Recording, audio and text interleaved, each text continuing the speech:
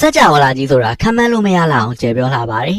အရွယ်အစားမတူတဲ့ဂျိုပေါင်းများစွာပေါ်မှာပုံသဏ္ဍာန်မတူတဲ့သက်ရှိပေါင်းများစွာဟာလည်းမိတင်းနေထိုင်ကြပါတယ်ဒါပေမဲ့လူသားတွေရဲ့ပုံစံလိုမျိုးသက်ရှိတွေဟာလည်းကဘာဂျိုတစ်ခုထဲမှာရှိတာမဟုတ်ပဲတခြားဂျိုတွေမှာပါရှိနေပါသေးတယ်လူသားတွေကမတ်ဂျိုဘော်ကသက်ရှိတွေကိုစူးစမ်းလေ့လာနေသလိုသူတို့ကလည်းလူသားတွေကိုစူးစမ်းလေ့လာနေကြပါတယ်အဲ့ဒီလိုစူးစမ်းလေ့လာနေတဲ့ရှင်မြတ်တစည်းကတနေ့မှာကဘာဘော်ကိုရှောက်လာပါတယ်လူသားတွေကိုလေ့လာဖို့အာကာသယင်မှုဂျိုသားတစ်ကောင်ကဆင်းနေခဲ့ပါတယ်လေ့လာပြီးလို့သူ့အိမ်ပြန်မယ်ဆိုလေဘင်းမှာဆွဲထားတဲ့အချက်ပြကိရိယာလေးနဲ့ရင်ကိုအချက်ပြပြီးလှမ်းဆက်သွဲရမှာဖြစ်ပါတယ်တကူလုံးဘာမှမွေထားတဲ့ကိုလုံးဒီဂျိုသားကိုလူတစ်ယောက်ကမြင်သွားပါတယ်ဂျိုသားကလူသားကိုမြင်တော့အားရဝမ်းသာဖြစ်သွားပေမဲ့လူကတော့ဂျိုသားကိုအယူထင်ပြီးအချက်ပြကိရိယာကိုလူပြေးသွားပါတယ်သူတို့ဂျိုပေါ်မှာခိုးတဲ့လူတဲ့ဆိုတဲ့အလေးအထားမရှိတဲ့ဂျိုသားကခဏလောက်နားမလဲဖြစ်သွားပေမဲ့သူ့အသက်လောက်အရှိပါတဲ့ပစ္စည်းမျိုးပြန်လိုက်လူပါတယ်ဒါပေမဲ့လူသားကယထာပေါ်တက်ပြေးသွားပြီးဆွဲမိဆွဲရဆွဲလိုက်တဲ့ဂျိုသားလက်ထဲမှာရေဒီယိုတစ်လုံးပဲကျန်ခဲ့ပါတယ်ရင်ကိုလည်းဆက်သွယ်လို့မရလူသားစကားလည်းမတက်တငယ်ချင်းလည်းမရှိတဲ့ဂျိုသားလေးရဲ့တခုတည်းသောဆန္ဒကတော့အိမ်ပြန်ချင်တာပဲဖြစ်ပါတယ်အိန္ဒိယစင်ကြေဘုံရွာလေးမှာဒီလိုကိစ္စတွေဖြစ်ပြနေချိန်ဘယ်လ်ဂျီယမ်မှာတော့အိန္ဒိယသူလေးဂျက်ကူနဲ့ပါကစ္စတန်လူမျိုးဆာဖာရက်စ်တို့ကချစ်သူတွေဖြစ်နေကြပါတယ်ဂျက်ကူကသူ့ချစ်သူအကြောင်းအိမ်ကိုပြောပြတဲ့အခါမှာတော့ပါကစ္စတန်လူမျိုးကောင်လေးကိုမိဘတွေကခါခါတီးတီးညင်ကြပါတယ်သူ့အဖေကသမီးအမိုက်မလေးကိုဆုံးမပေးဖို့အတွက်သူ့ကိုယ်ွယ်တဲ့ဂုရုကြီးစီကိုအမြန်ပြေးပါတယ်ဂျက်ကူငယ်ငယ်လေးတွေကတာဘတ်စဗီလို့ခေါ်တဲ့ဘုန်းကြီးကိုဂျက်ကူဖေကကိုးကွယ်ခဲ့တာဖြစ်ပါတယ်။အတုံးဆောင်ပစ္စည်းမှန်သမျှမှာသူ့မျက်နှာပါတဲ့အပြင်သွားနှုတ်တာတော့တာဘတ်စဗီပြောထားတဲ့အချိန်ကောင်းကိုစောင့်ပြီးမှနှုတ်ပါတယ်။အခုလဲတာဘတ်စဗီကဖျားနဲ့တိုက်ရိုက်ဆက်သွယ်ပြီးဆာဖာရက်စ်ကဂျက်ကူကိုအပြောကျန်တာလို့ပြောပါတယ်။ပါကစ္စတန်တွေကတယောက်မှမကောင်းလို့ဆာဖာရက်စ်ကလည်းအချိန်တန်ရင်ထားသွားလိမ့်မယ်လို့ဟောကိန်းထုတ်ပါတယ်။ဂျက်ကူကတာဘတ်စဗီမှားတောင်းသက်သေပြဖို့အတွက်ဆာဖာရက်စ်နဲ့နောက်နေ့မှာပဲလက်ထပ်ဖို့ဆုံးဖြတ်လိုက်ပါတယ်။နောက်နေ့မှာဂျက်ကူကဖះเจ้าမှာဆင်းရင်ပေးပြီးဆာဖာရက်စ်ကိုစောင့်နေပါတယ်။သူ့ရှင်းမှာလည်းလက်ထက်မဲ့မင်္ဂလာမောင်နှံတွေရှိနေပြီးသူတို့သမီးတယောက်ကအလှည့်ကြပဲမဲ့သူတို့သားရောက်မလာသေးလို့သူ့ရဲ့ကြောင်လေးကိုဂျက်ကူစီခဏအသွားပါတယ်။အဲ့ဒီအချိန်မှာကလေးတယောက်ဝင်လာပြီးဂျက်ကူကိုစားတဲ့ဆောင်ပေးပါတယ်။စားထဲမှာသူတို့ကနိုင်ငံမတူလူမျိုးမတူဘာသာမတူတဲ့အတွက်နှစ်ဖက်မိဘတွေကြားမှာဘလို့မှအဆင်မပြေနိုင်သလိုသူတို့အတူတူဆိုရင်ပျော်ရွှင်နိုင်မှာမဟုတ်တာကြောင့်သူ့ကိုမဆက်သွဲတော့ဖို့ရှိထားပါတယ်။ဂျက်ကူလည်းစိတ်ဆိုးဝမ်းနဲ့ရင်စားကိုပြစ်ချပြီးချက်ချင်းထွက်လာခဲ့ပါတယ်။အဲနောက်တော့ဂျက်ကူကနယူးဒေလီကိုပြန်လာခဲ့ပါတယ်။သူ့အဖေအိမ်မှာပြန်နေတာအဆင်မပြေလို့အိမ်ပြောင်းပြီး TV channel တစ်ခုမှအလုပ်လုပ်ပါတယ်။6လကြာပြီးနောက်မှာတော့အရာရာကအသားကျသွားခဲ့ပြီဖြစ်ပါတယ်။တနေ့မှာဂျက်ကူကယထာစီရင်ထူးဆန်းတဲ့လူတစ်ယောက်နဲ့တွေ့ပါတယ်။သူကတော့ဆက်သွယ်ရေးကိရိယာမရှိလို့ကဘာပေါ်မှာတောင်းတင်နေတဲ့ဂျိုသားဖြစ်ပါတယ်။ကိုတဝါဝါနဲ့ဂျိုသားကဖះပြောက်ကြောင်ညာလက်ကန်းစာဆောင်တွေလိုက်ဝင်နေပါတယ်။တကူလုံးမှာလည်းအဆောင်ဆွဲကြိုးတွေလက်စွပ်တွေနဲ့ပြင်နေပြီးအဝါရောင်အုတ်ထုပ်တစ်လုံးကိုလည်းဆောင်းထားပါတယ်။စိတ်ဝင်စားသွားတဲ့ဂျက်ကူကသွားမေးကြည့်တော့လူတွေအရက်များလို့ဖះသူ့ကိုလွယ်လွယ်ရှာတွေ့အောင်မြင်သာတဲ့အဝါရောင်ကိုစောင်းထားတာလို့ဖြေပါတယ်။သဘောကျသွားတဲ့ဂျက်ကူလည်းသူ့အကြောင်းကိုသတင်းလုပ်ဖို့ boss ကိုပြောပေမဲ့ boss ကတော့ဒီနိုင်ငံမှာနေတဲ့၍ဘာသာရေးနဲ့ပတ်သက်တဲ့သတင်းဘာမှမလုပ်ဘူးလို့ပူခံနေပါတယ်။သူတို့ channel ကသတင်းမရှိရင်တရိတ်ဆန်တွေအကြောင်းမဟုတ်ကတွေကိုသတင်းဖြစ်အောင်လုပ်ရပါတယ်။အထက်လူကြီးကအရင်ကဘာသာရေးကိုဗန်းပြပြီးအလူကန်စားနေတဲ့တပ်ပတ်စပီကိုတိုက်ခိုက်တဲ့သတင်းမျိုးတွေလုပ်ခဲ့ဘူးပေမဲ့ဂျက်ကူပေလိုမျိုးယုံကြည်ကိုဝယ်သူတွေဝိုင်းရိုက်လို့ဘာသာရေးနဲ့ပတ်သက်တဲ့သတင်းမျိုးကိုမလုပ်ရတော့တာဖြစ်ပါတယ်။အဲဒါကြောင့်ဂျက်ကူလည်းလက်လျှော့လိုက်ရပါမယ်။နှစ်ပတ်ကြာတဲ့အခါမှာတော့ထူးဆန်းတဲ့လူကိုထပ်တွေ့ပြန်ပါတယ်။ဒီတစ်ခါမှာတော့သူ့တကူလုံးမှာဘာအဆောင်မှရှိမနေတော့သလိုအုတ်ထုတ်အဝါလည်းမဆောင်တာတော့ပဲဖះเจ้าထဲကိုဝင်သွားပါတယ်။ကိုကတော့ဝါမျက်ဝါနေပြီးဖနက်ကိုလည်းသူများတွေလိုမချွတ်ခဲ့ပဲကျိုးတော်နဲ့ခတ်သွားပါတယ်။ဂျိုသားကအလူကန်ပုံးထဲကပတ်စံကိုတန်ကြုံနဲ့ထိုးပြီးလှန်ကောက်ပါတယ်။1000နဲ့ပါလာတော့သူ့အိတ်ကထဲက800ကိုပုံးထဲပြန်ထည့်လိုက်ပါတယ်။အဲ့ဒါကိုဖះကောဘက်ကမြင်သွားတော့အလူကန်ပုံးထဲကပတ်စံခိုးတဲ့ကောင်ဆိုပြီးဝိုင်းရိုက်ကြဖို့လုပ်ပါတယ်။ဂျိုသားကသူ့ပါးမှာဖះပုံစတစ်ကာတွေကတ်လိုက်တာကြောင့်လူတွေကရိုက်ဖို့လက်ယုံသွားကြပါတယ်။ဖះငွေတခိုးလို့ဆွဆွဲခံနေရတော့ဂျက်ကူကသူ့ပတ်စံအိတ်ကိုအလူကန်ပုံးထဲပြစ်ချလိုက်ပါတယ်။ဒီလူကသူ့ပတ်စံအိတ်ပြုတ်ကျသွားလို့ပြန်ယူပေးနေတာပါလို့ဖះလူကြီးကိုကူပြောပေးပါတယ်။ဖះလူကြီးကပတ်စံအိတ်ထဲကပတ်စံတွေအားလုံးကိုယူထားလိုက်ပြီးအိတ်ကိုပဲပြန်ပေးလိုက်ပါတယ်။ဂျက်ကူကသူဘာလို့အဲ့လိုတွေလုပ်နေလဲဆိုတာလိုက်မေးတော့ဖះကိုတွေးဖို့ဆူတောင်းပြီးအလူငွေနေရာထည့်လိုက်ပေမဲ့ခုထိဖះကိုမတွေးလို့သူ့ပတ်စံပြန်လာယူတာလို့ပြောပါတယ်။ဂျက်ကူကပတ်စံမရှိတော့လို့တငယ်ချင်းကိုလာကြုံခိုင်းနေတာကိုချိုးသားကြတော့တက်ဆီကထုတ်ပေးပါတယ်။အိမ်ပြန်မှုဒုက္ခရောက်နေတဲ့အတွက်ချိုးသားကကိုချင်းစာပြီးကူညီပေးတာဖြစ်ပါတယ်။သူ့ကိုဗမာနေလဲလို့ဂျက်ကူကမေးတော့ဒေးလီမှာဟိုတယ်ငှားရတာစေကြီးလို့ရဲစခန်းမှာနေတယ်လို့ပြောပါတယ်။ရဲစခန်းကအခန်းကမပေးရတဲ့အပြင်ထမင်းတော်လက်ကကျွေးလို့တွက်ချေကြိုက်ပါတယ်။ရဲစခန်းကိုချက်ခင်ဝင်မုံကတော့တင်းမပေါက်ရဆိုတဲ့နေရာမှာရဲတွေမြင်အောင်တေးပန်းလိုက်တာပဲဖြစ်ပါတယ်။အရင်စိတ်ဝင်စားသွားတဲ့ဂျက်ကူလည်းရဲစခန်းထိလိုက်သွားပြီးရဲကိုလက်ထိုးပြီးအချုပ်ခန်းနဲ့သူပါဝင်သွားပါတယ်။ဂျိုသားလူဒူးဆန်းကိုဆက်ဆိုတော့သူ့နာမည်ကပီကေလို့ဂျိုသားကပြောပါတယ်။ပီကေဆိုတာအမှုသမားလို့အဓိပ္ပာယ်ရပါတယ်။ လူတိုင်းကသူ့ကိုမူးနေလားအမှုကောင်လို့ပြောရလောက်အောင်အထူးအဆန်းစကားတွေပြောတယ်လို့ PK လို့နာမည်တွင်သွားတာဖြစ်ပါတယ်။ဂျက်ကူကဗမာနေလဲဘာလုပ်လဲလို့မေးတော့သူကဂျိုသားတစ်ယောက်ဖြစ်ကြောင်းနဲ့အာကာသယာဉ်မှူးတစ်ယောက်ဖြစ်ကြောင်းပြောပြပါတယ်။ကမ္ဘာပေါ်ကိုလေးလာရေးခရီးလိုက်ရင်သူ့ရဲ့ဆက်သွယ်ရေးကိရိယာပျောက်သွားလို့ဒီမှာပဲတောင်းတင်နေရကြောင်းပြောပေမဲ့ဂျက်ကူကတော့သူထင်တာထက်တောင် PK ကယူနေတယ်လို့ပဲထင်သွားပါတယ်။အယူနဲ့စကားဆက်မပြောချင်တော့လို့အခန်းထဲကထွက်မယ်လို့တော့လဲသူလက်ထိုးထားတဲ့ရှဲကကင်းလဲဖို့ထွက်သွားတာကြောင့်ဂျက်ကူကအယူနဲ့တခန်းနဲ့နေရအောင်မှဖြစ်ပါတယ်။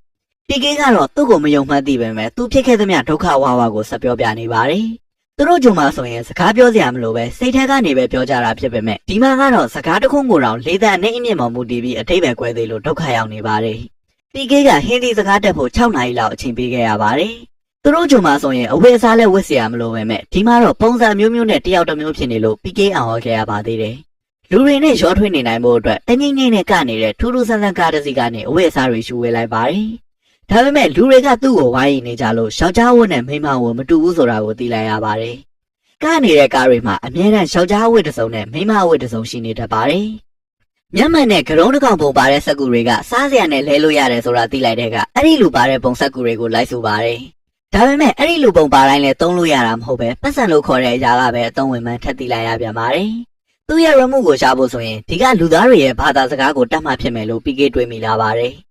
တနေ့တော့ပြင်းရင်လွှမ်းရင်နဲ့ဇက်အဖွဲတစ်ဖွဲရဲ့ကားနဲ့အတိုက်ခံလိုက်ရပါတယ်။ကားပိုင်ရှင်က PK ကိုစေကန်လိုက်ပို့ပြီးတော့ PK ကစကားလည်းမပြောတတ်တဲ့အပြင်အတိတ်လည်းမေ့နေပုံပေါ်လို့တနာပြီးခေါ်သွားလိုက်ပါတယ်။သူတို့ပြောတာတွေဘာမှနားမလဲတဲ့ PK ကလူတွေရဲ့လက်ကိုကင်ပြီးဘာသာစကားကူပြောင်းဖို့လုပ်ပါတယ်။သူ့ကိုခဲ့တဲ့ဆက်ဆရာကမိန်းကလေးနဲ့မှားနေလားလို့ပြန်မိတာကြောင့်ယောက်ျားဆိုတာမိန်းမလက်ကိုပဲကင်လို့ရတယ်လို့နှားနေလိုက်ပါတယ်။အဲ့ချိန်ကစလို့တွေးသမျှမိန်းကလေးတွေရဲ့လက်ကိုလိုက်ကင်တာကြောင့်အများနဲ့နောက်ကလိုက်ရတာကိုခံရပါတယ်။အဲ့ဒါကိုမိန်းမလိုချင်နေတဲ့ထင်ပြီးမကြည့်ရတော့တဲ့ဆက်ဆရာလည်းလက်အပြင်ကင်နေတာကင်လို့ရတဲ့မိန်းကလေးတယောက်စီခေါ်သွားပေးလိုက်ပါတယ်။အဲ့ဒီမိန်းကလေးက PK ကိုကွန်းတရားအရင်ကျွေးပါတယ်။အဲ့ဒီကစလို့ PK ကကွန်းကိုဆွဲလန်းသွားတာဖြစ်ပါတယ်။ PK ကတညလုံးအဲ့ဒီမိန်းကလေးရဲ့လက်ကိုကင်ထားလိုက်ပြီးဘာသာစကားကိုသာမကလူတဘာဝလူတလေးတွေကိုပါကူယူလိုက်ပါတယ်။စကားပြောတတ်သွားတာနဲ့ဆက်ဆရာကိုသွားနှုတ်ပြီးသူ့ပစ္စည်းအခုခံလိုက်ရတဲ့နေရာကိုလိုက်ပို့ခိုင်းပါတယ်။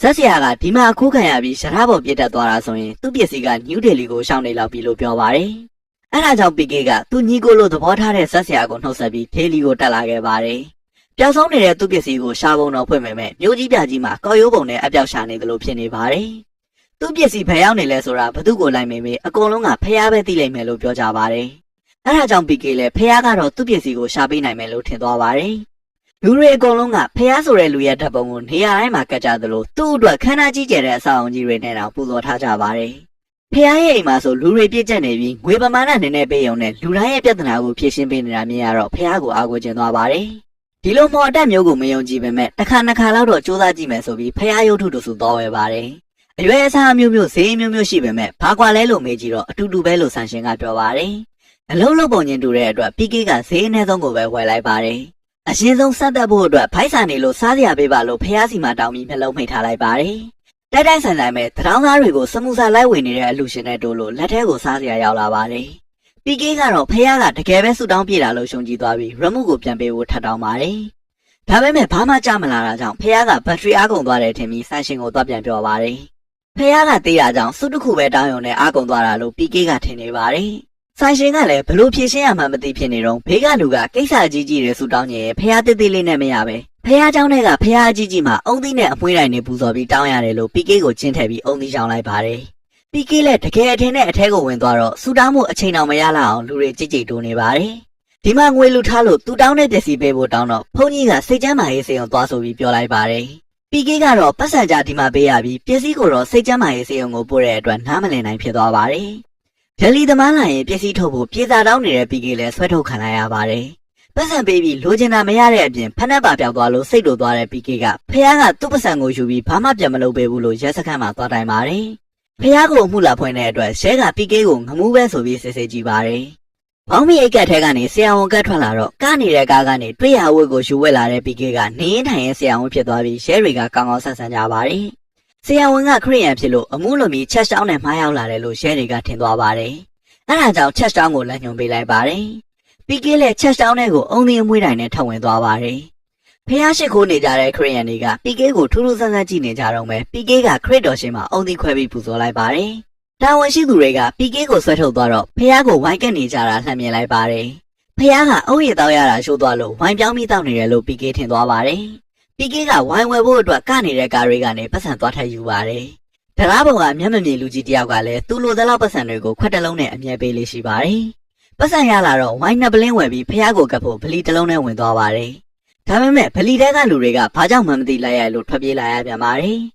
်ကားတစ်စီးပေါ်တက်ပြေးတော့ကားပေါ်မှာအဖြူရောင်ဝတ်ဆောင်တဲ့အမျိုးသမီးတယောက်ကိုတွေ့ပါတယ်သူ့ပုံစံကဝမ်းနဲ့နေတဲ့ပုံပေါ်တာကြောင့်ဘာလို့ဝမ်းနဲ့နေလဲဆိုတာသိကျင်သွားတဲ့ PK ကသူ့လက်ကိုကင်ပြီးစိတ်ကိုဖတ်ဖို့လုပ်ပါတယ်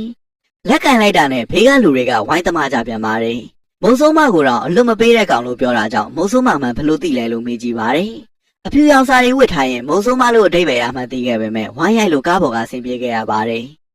်လမ်းမှာမင်္ဂလာဆောင်တော့မဲ့သူတို့သမီးတယောက်ကအဖြူရောင်ဝတ်ထားတာကိုတွေ့တော့ PK ကမုံဆိုးမထင်သွားပြီးသွားနှိမ့်သိမ့်ပြီးရင်အတုပါပဲအချိန်ချမှလဲလို့မေးပါတယ်အဲ့ဒီမိန်းကလေးကအနက်ရောင်ဝတ်ထားမှအတုပါလို့ပြောပြီးအဆက်ခံလိုက်ရပြန်ပါတယ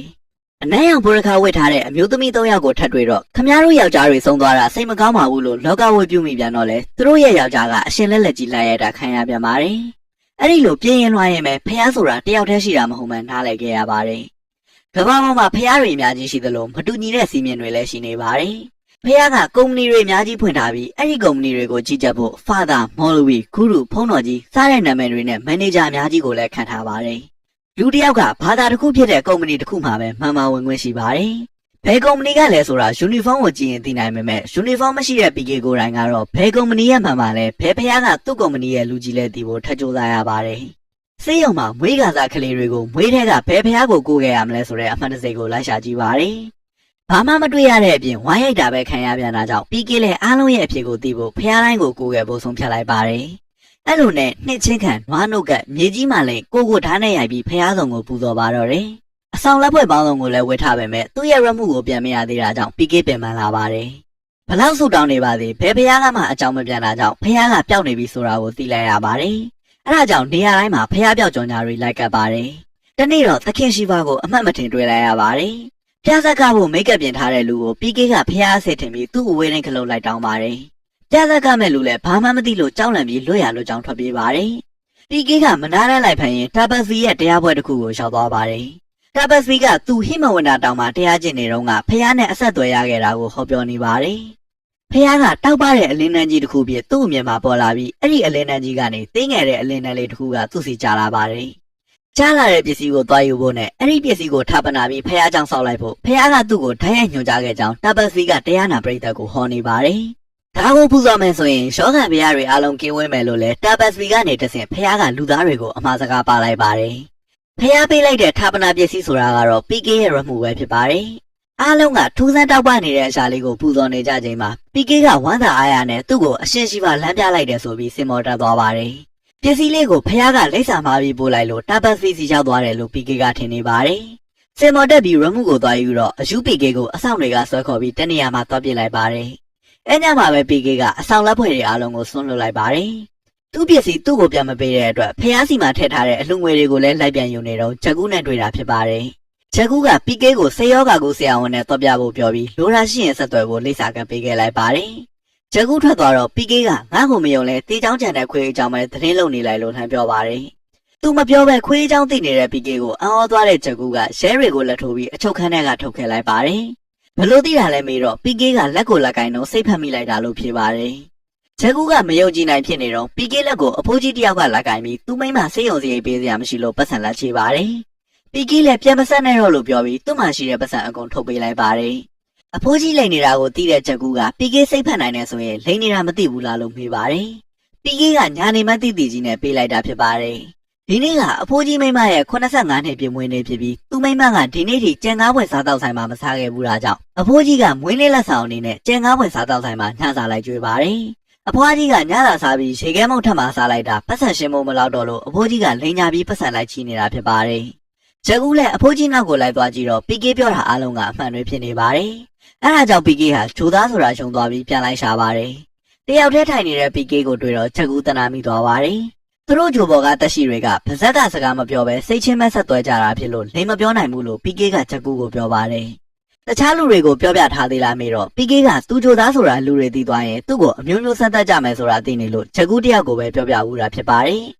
ဂျက်ကူးကသူ့ကိုကူညီမှုတဲ့ပထမဆုံးလူဖြစ်တာကြောင့် PK ကဂျက်ကူးကိုရှုံချနေပါတယ်။ဂျက်ကူးလည်း PK အတွက်ရန်မှုကိုပြန်ယူပေးမယ်လို့ခရီးပေးလိုက်ပါတယ်။အဲ့လိုနဲ့ PK ကဂျက်ကူးအိမ်မှာလိုက်နေပြီးဂျက်ကူးကလည်းသတင်းတောက်ပြီးဂျိုသားတစ်ယောက်သူ့အိမ်ဆောင်နေတာကိုဝန်တာနေပါတယ်။ဂျက်ကူးအိမ်ကိုလူတစ်ယောက်ကစိတ်ယုံနေမှာပြီးခဏဖုန်းခေါ်နေတာကြောင့်မဖြေရှင်းနိုင်တဲ့အဆုံးလူနာကဒီမနက်တင်မဲ့ဆုံးသွားပြီလို့ညာပြောလိုက်ပါတယ်။တစ်ဖက်လူကလည်းအဟုတ်ကြီးထင်ပြီးရှုံသွားပါတယ်။ PK ကအဲ့ဒါကိုမြင်တော့တာပတ်စီလည်းဖုန်းမဆက်နေမိတာပဲလို့ထပ်ပြောပါတယ်။တာပတ်စီကသူ့ကိုယ်သူဖះနဲ့ဆက်သွယ်နေတယ်လို့ထင်နေပေမဲ့သူနဲ့ဆက်သွယ်နေတာဖះမဟုတ်ပဲတခြားတစ်ယောက်ဖြစ်နေတယ်လို့ PK ကထင်သွားပါတယ်။တာပတ်စီကဖះကိုဖမ်းပြပြီးလှုပ်ရှားနေတာကိုဂျိုသား PK ကထင်ချင်ရထင်သွားတာဖြစ်ပါတယ်။တာပတ်စီကတရားရောက်စီဖုန်းမဆက်မိတာကိုအဲ့ဒီတစ်ယောက်ကဖះရောင်ဆောင်ပြီးတာပတ်စီကိုစားနှောင်နေတာလို့ထင်နေပါတယ်။လူသားတွေကိုဖះကဖန်ဆင်းထားပြီးတက်ရှိအားလုံးကဖះရဲ့သားသမီးတွေဖြစ်ပါတယ်။ဘယ်မိဘကမှကိုသားသမီးကိုအားလုံးအဆင်ပြေခြင်းငါစီလှိမ့်ပြီးလာခဲ့လို့ပြောမဲ့အစားမဟာဂီယုနာတော်ရှင်ဖះတွေကငါးရုပ်ထုတွေကိုနွားနိုးနဲ့လောင်းမဲ့အစားလမ်းဘေးမှာငတ်နေတဲ့ကလေးတွေကိုပဲတိုက်လိုက်လို့ပြောမှာဖြစ်ပါတယ်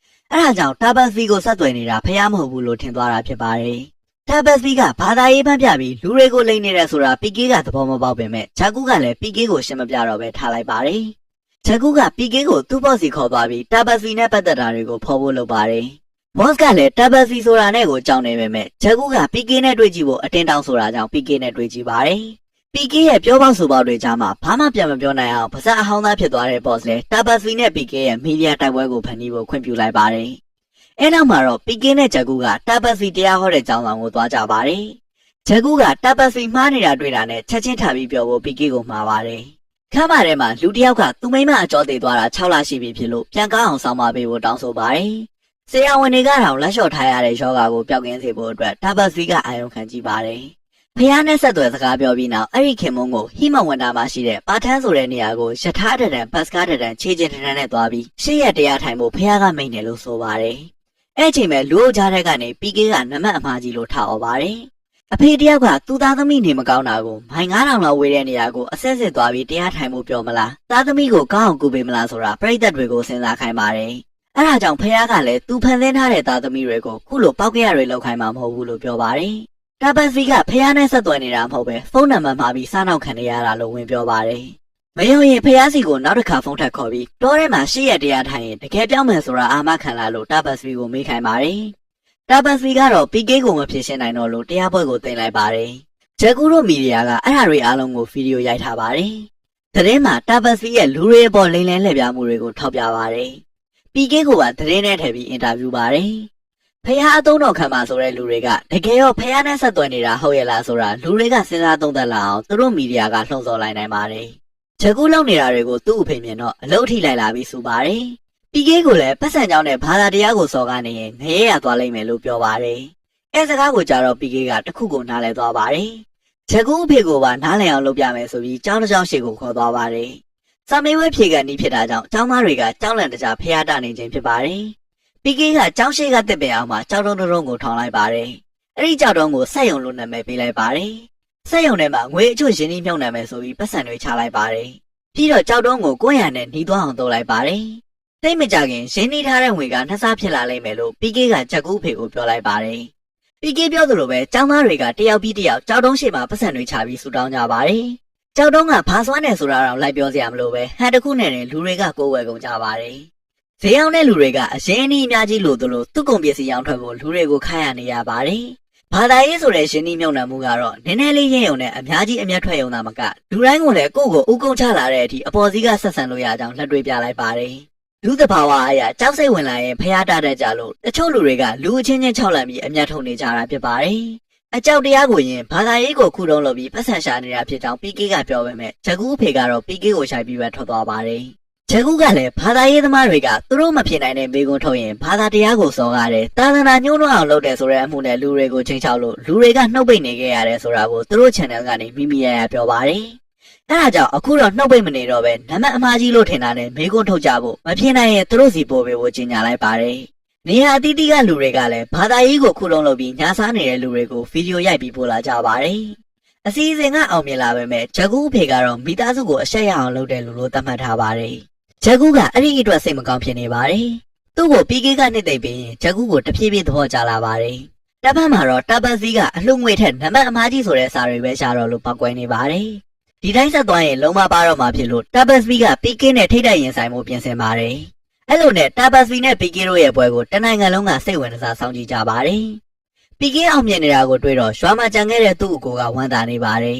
။အဲ့အချိန်ဘေးဝိုင်းကလူက PK အောင်မြင်နေတာသူ့ကြောင့်ဆိုပြီးမူမူယူယူနဲ့ထားပြောပါတယ်။ PK ရဲ့ဆွဲကြောကိုသူခိုးပြီး Tabasvi ကိုတွားရောက်လိုက်တာဖြစ်ပါတယ်။ PK ကိုဆက်စရာလဲတိတိချင်း Soblo TV ကြိုးတုပ်ထားလိုက်ပါတယ်။ PK ကိုဖုန်းဆက်ပြီးမနှက်ဖြန်ဆွဲကြောတစ်ခုကိုပါတခါတည်းခေါ်လာမယ်လို့အကြောင်းကြားလိုက်ပါတယ်။အဲ့တော့မှ PK က Tabasvi ကဖះကိုဖုန်းနံပါတ်မှာပြီးဆက်သွယ်မိတာတော့မဟုတ်ပဲလူလိမ်ဆိုတာကိုပါသိသွားပါတယ်။တကယ်တော့အစောကြီးတဲ့ကသာ PK က Tabasvi ဟာလူလိမ်ပါလို့ပြောလိုက်ရင်အရှင်လူတွေလိုပဲ PK လည်းဘာသာရေးမှိုင်းမိနေတဲ့လူတွေလက်မှာအထောက်ခံရမှာဖြစ်ပါတယ်။ဒါပေမဲ့သူသိထားတဲ့ပုံစံအတိုင်းပဲပြောခဲ့တာကြောင့်အခုဆိုရင်လူတွေကပါသူ့ဘက်ကိုပါနေကြပြီဖြစ်ပါတယ်။မကြခင်ရမှုကိုပြန်ရတော့မယ်လို့ချက်ကူက PK ကိုပြောပါတယ်။အဲညမှာပဲ PK ကချက်ကူကိုချင်နေကြောင်းစားနဲ့ဖွင့်ပြောဖို့လုပ်ပါတယ်။သူတို့စီပို့လိုက်တဲ့စာတွေနဲ့လျှော်ပြီးချက်ကူကိုဖတ်ခိုင်းရင်ချက်ကူကစားတဲ့ဆောင်မှာ Safaras ဆိုတဲ့နာမည်ကိုတွေးသွားပါတယ်။ချက်ကူကချက်ချင်းဝမ်းနဲ့သွားတဲ့အတွက် PK ကသူ့လက်ကိုကန်လိုက်ပါတယ်။ Safaras နဲ့အတူရှိခဲ့ကြတော့ကမှတ်ဉာဏ်တွေအားလုံးနဲ့မင်္ဂလာဆောင်မဲ့နေ့ကအဖြစ်အပျက်တွေကိုပါ PK သိသွားပါတယ်။ချက်ကူအတွက်စိတ်မကောင်းဖြစ်သွားသလိုချက်ကူက Safaras ကိုချစ်နေသေးတယ်ဆိုတာကိုပါသိလိုက်ရပါတယ်။နောက်နေ့မှာတော့ PK ကဘူရာမှာသူ့အကိုကိုသွားကြိုးပါတယ်။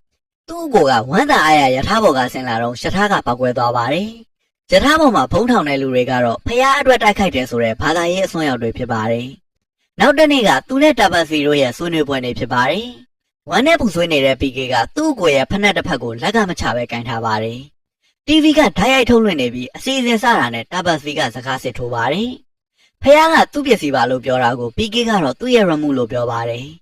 ဖះကကြောင်းဆောက်ဖို့ပြောပေမဲ့ PK ကတော့ဖះကြောင့်မဆောင်နဲ့လို့ပြောပါတယ်။အဲ့တော့ဖះစကားနားထောင်မလားဒီကောင်စကားနားထောင်မလားလို့အားလုံးကိုမေးခွန်းထုတ်ပါတယ်။လူတွေဒုက္ခရောက်နေကြတယ်နေတိုင်းတည်နေကြတယ်ဆိုတာသူတို့မှမျှော်လင့်ချက်မရှိတာကြောင့်လို့ Tabasvi ကပြောပါတယ်။ဖះကိုလူပြီးအဆောင်လက်ဖွဲ့တွေဝေထားရင်ကိုလူတွေကမျှော်လင့်ချက်တွေပြေလာတတ်ပါတယ်။အဲ့ဒီမျှော်လင့်ချက်တွေကို PK ကယူသွားတာဟာဖះမရှိဘူးလို့ပြောချင်တာလားလို့ PK ကိုမေးပါတယ်။သူကဖះနဲ့ဆက်သွယ်တာနံပါတ်မှားနေတဲ့ထင်ရင်နံပါတ်စစ်ကရောဘာလဲလို့ထပ်မေးလိုက်ပါတယ်။ PK ကတော့သူမျှော်လင့်ထားသလိုအကြက်ရိုက်မသွားပဲ Tabasvi ပြောတာတွေကိုထောက်ခံလိုက်ပါတယ်။ဒီချုံဘောကိုရောက်ခါစားကသူ့မှာစားစရာမရှိနေစရာမရှိနဲ့ဘွားပြတ်နေခဲ့ပါတယ်။သူ့စီမှာရှိတဲ့တခုတည်းသောမျှော်လင့်ချက်ကဖះပဲဖြစ်ပါတယ်။သူကအရာအလုံးကိုဖန်ဆင်းခဲ့တယ်ဆိုတဲ့ဖះသခင်ကိုယုံကြည်ပါတယ်။သူမယုံကြည်တာကလူလိမ်တွေကိုကျိုးအတွက်ဖန်တီးထားတဲ့အတူအယောင်ဖះတွေကိုဖြစ်ပါတယ်။အလှငွေရဖို့လူချမ်းသာတွေနဲ့ပေါင်းမယ်။စည်ရဲသားတွေကိုတော့လေလူရှုမယ်။ဝေဖန်တဲ့သူတွေကိုအတမထွက်ရအောင်ပါဇက်ပိတ်မယ်ဆိုတဲ့အရာကဖះအစ်စ်မဟုတ်ဘူးလို့ PK ကပြောပါတယ်။ Tabasvi ကတော့အလှခံနေဆိုတာအဲ့ဒီငွေတွေနဲ့သာသနာကိုဖျက်ဆီးမဲ့လူတွေလက်ကနေဖះကိုကာကွယ်ဖို့လို့ချေပပါတယ်။ PK ကလည်းကျေပြောလာတဲ့စัจ java လာကြီးကိုတောင်ဖန်တီးခဲ့တဲ့ဖះကဂျိုးသေးသေးလေးပေါ်ကလမ်းချင်းချင်းလေးရဲ့တောက်မှနေတဲ့တက်ရှိပစ္စည်းလေးရဲ့ကာကွယ်မှုကိုမလိုဘူးလို့ပြန်ပြောပါတယ်။သူ့အချစ်ဆုံးတငယ်ချင်းတယောက်သူ့ညီကိုတယောက်ကဖះကိုကာကွယ်ဖို့ဆိုတဲ့လူတွေရဲ့လုပ်ရကြောင်းပဲသိခဲ့ရပါတယ်။ Tabasvi ကတော့မွတ်စလင်တွေဘုံခွဲတာနဲ့ပတ်သက်ပြီးဟိန္ဒူဂုရုတယောက်ကိုအပြစ်လာတင်နေလာတာလို့မေးပါတယ်။ PK က Tabasvi ရဲ့မှားယွင်းမှုမှာအဲ့ဒီလူမျိုးရေးခွဲခြားတာကအဆိုးဆုံးပဲလို့ပြောပါတယ်။ Safaras ကမွတ်စလင်ဖြစ်တာနဲ့ပဲမကောင်းဘူးလို့ချက်ကူးမိဘတွေကိုပြောပြီးသူတို့နှစ်ယောက်ကိုခွဲခဲ့တာကအမှားကြီးပဲလို့ပြောပါတယ်။အဲ့ဒီစကားကြောင့်အကုန်လုံးကအားအသင့်သွားပါတယ်။ Tabasvi ကလည်း Safaras ကအချိန်တိုင်းရင်ချက်ကူးကိုပြစ်သွားမယ်ဆိုတဲ့သူ့ရဲ့ဟောကိန်းကမှားတယ်ဆိုတာတတ်သိပြနိုင်ရင်ရမှုကိုပြန်ပေးမယ်လို့ပြောပါတယ်။တတ်သိမပြနိုင်ရင်တော့တနိုင်ငံလုံးရှိမှသူ့ခြေထောက်ကိုနမ်းပြီးတောင်းပန်ရမယ်လို့စိန်ခေါ်လိုက်ပါတယ်။ကာယကရှင်ဖြစ်တဲ့ချက်ကူးကအဲ့ကိစ္စကိုဆက်မပြောဖို့တားပါတယ်။ PK ကတော့ချက်ကူးရဲ့စိတ်ကိုဖတ်ပြီးတီးခဲ့သမျှအချက်အလက်တွေရ Safaras ကမင်္ဂလာဆောင်တဲ့နေ့ကလာခဲ့တယ်လို့ပဲယုံကြည်နေပါတယ်။ Safaras ကစာပေးလိုက်လို့ချက်ကူးကပြန်လာခဲ့ပေမဲ့စာထဲမှာ Safaras ရဲ့နာမည်မပါသလိုလာပေးတဲ့ကလေးကလည်းတွေ့တဲ့သူကိုပေးသွားတာဖြစ်ပါတယ်။ကလေးကကြောင်ကင်ထားတဲ့သူတို့သမီးကိုလာပေးတာဖြစ်ပြီးချက်ကူးကတခြားသူတို့သမီးရဲ့ကြောင်ကိုခဏကင်ထားပေးခဲ့တာဖြစ်ပါတယ်။အဲ့ဒီမှာစားကြောင် Safaras ကိုဆက်မဆောက်နေတာကအပြစ်မဟုတ်ပေမဲ့အကျိုးအကြောင်းသိရအောင်တယောက်နဲ့တယောက်မဆက်သွယ်ခဲ့တာကသာပြဿနာရဲ့အရှင်းခံဖြစ်ပါတယ်။အဲဒါကြောင့် Safaras ကိုဖုန်းဆက်ဖို့ PK ကချက်ကူးကိုပြောပါတယ်။ချက်ကူးက Safaras ကိုဖုန်းဆက်ကြည့်တော့ဆက်သွယ်လို့မရဖြစ်နေပါတယ်။သူတို့တက်ခဲ့တဲ့ Belgium ကျောင်းကိုလည်းဆက်မရတာကြောင့်ချက်ကူးခေါင်းချောက်နေပါတယ်။သူ့ boss ကလည်းဒီတိုင်းကြည့်မနေနိုင်တော့ပဲ Safaras အချိန်ပိုင်းအလုပ်လုပ်နေတဲ့ Belgium က Pakistan တန်ယုံကိုဖုန်းဆက်ခိုင်းပါတယ်။အားလုံးကြားရအောင် speaker ကဖွင့်ထားခိုင်းလိုက်ပါတယ်။တန်ယုံကိုဖုန်းဆက်တော့ Safaras စီကိုအိန္ဒိယကဆက်မှန်းသိတာနဲ့တန်ယုံတစ်ခုလုံးကအိုးကြက်ကြက်ဝမ်းသာသွားကြပါတယ်။ Safaras ကမနက်9 နာရီတိုင်းတန်ယုံကိုဖုန်းဆက်ပြီးအိန္ဒိယကချက်ကူဖုန်းဆက်လာလို့အမြဲမေးပါတယ် အစားလုံးကတော့စားနောက်နေတဲ့ထင်ခဲ့ပေမဲ့တရားမှမပြတ်သွားအောင်အမြဲမေးတာကြောင့်သူတို့ပါချက်ကူးဆိုတဲ့မိန်းကလေးရဲ့ဖုန်းကိုဝိုင်းမျှော်နေခဲ့ပါတယ်။တန်ယုံကဆာဖရက်စီကိုဖုန်းလွှဲပေးလိုက်တော့နှစ်ယောက်သားပထမဆုံးအချိန်စကားပြန်ပြောပြကြပါတယ်။ချက်ကူးကဆာဖရက်ကိုသူနဲ့လက်ထပ်မဲ့နေကလာခဲ့လာလို့မေးတော့ဆာဖရက်သူလာခဲ့ပေမဲ့ချက်ကူးကတော့မလာခဲ့ဘူးလေလို့ပြန်ပြောပါတယ်။ဆာဖရက်ကချက်ကူးချထားတဲ့စာကိုဖတ်ပြီးသူ့ကိုယ်သူထားခဲ့ခံရပြီလို့ထင်ခဲ့တာဖြစ်ပါတယ်။နိုင်ငံလူမျိုးဘာသာမတူတာတွေအားလုံးကတိုက်ဆိုင်နေတာကြောင့်နှစ်ယောက်လုံးကသူတို့နဲ့မသက်ဆိုင်တဲ့စာတွေကအတိုင်းအချင်းချင်းမဆက်သွဲကြတော့တာဖြစ်ပါတယ်။နားလည်မှုတွေအကြီးကြီးလွှဲပြီးခုမှပီကေးချောင်အဖြစ်မှန်နေတည်သွားပါတယ်။အဲ့ဒီအဖြစ်မှန်တွေကိုသိလိုက်ရတော့ချက်ကူးအဖေကပါတာဘတ်ဆွီကိုမယုံကြည်တော့ပဲရမှုကိုပီကေးကိုပြန်ပေးလိုက်ပါတယ်။အဲ့ဒါကြောင့်ပီကေးကသူ့ကြိုကိုပြန်ခွင့်ရသွားပါတယ်။ပီကေးကအိမ်ပြန်တဲ့အခါကက်ဆက်ခွေတွေအများကြီးတည်သွားပါတယ်။သူတို့ကြုံမှာဓာတ်ခဲမရှိလို့ဓာတ်ခဲတွေအများကြီးကိုလည်းတစ်တာနှလုံးအပြည့်တည်သွားပါတယ်။အဲ့လောက်အများကြီးနဲ့ဘာသာတွေနားထောင်မှလဲလို့ချက်ကူးကမေးတော့ပီကေးကဒီကဘာဘောကငှက်တန်ကားဟွန်းတန်နဲ့တဘာဝအတန်တွေကိုအလွမ်းပြင်နားထောင်မှလို့ပြောပါတယ်။ဓာတ်ခဲတစ်တာတစ်လုံးကကားပေါ်ပါသွားတာကြောင့်ပီကေးကအသေးအတန်ပြန်လိုက်ယူပါတယ်။ပီကေးသွားနေတော့ချက်ကူးကအတန်တွေကိုစားနာထောင်ကြည့်ပါတယ်။တိတ်ခွေတိုင်းကကားတန်ငှက်တန်စူညံတန်တွေတခုမှမဟုတ်ပဲအကုန်လုံးကချက်ကူးရဲ့အတန်တွေပဲဖြစ်နေပါတယ်။အဲ့ထဲမှာလည်းပီကေးသူ့ကိုဖွင့်ပြဖို့ရေးထားတဲ့စာကိုတွေးလိုက်ရတာကြောင့်ချက်ကူးကစိတ်မကောင်းဖြစ်သွားပါတယ်။သူ့ရဲ့ရှင်ပြန်ရောက်လာတော့ပီကေးကနောက်ကိုတစ်ချက်မှလှည့်မကြည့်ပဲသူ့ကြိုကိုပြန်သွားပါတယ်။ဒါဟာသူ့မျက်ရည်တွေကိုမမြင်စေချင်လို့လှည့်မကြည့်ခဲ့တာမှချက်ကူးကသိနေပါတယ်။ပီကေးကလူတွေကိုအဖို့တန်တာတွေအများကြီးတင်ပြပေးသွားခဲ့ပေမဲ့သူကိုယ်တိုင်ကတော့လူသားတွေစီကနေလိန်ညာချင်းတစ်ခုကိုပဲသင်ယူသွားခဲ့ပါတယ်။